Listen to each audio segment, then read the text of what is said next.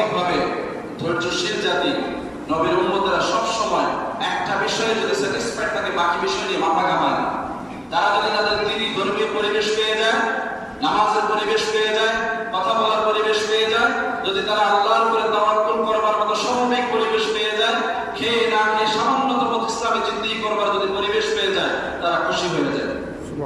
এরা রাজত্ব চায় না, এরা পৃথিবীতে আলিশান বাড়িঘর কারখানা চায় না, এরা পৃথিবীর মধ্যে শ্রেষ্ঠ জাতি হতে চায়, কিন্তু শ্রেষ্ঠ ইমারতওয়ালা অথবা সভ্যতার সবচেয়ে উন্নত রাষ্ট্র হতে চায় না। এদের উচ্চতা হলো চরিত্রের দিক থেকে বলি সুবহানাল্লাহ। এরা শ্রেষ্ঠ চরিত্রের মানুষ হয়।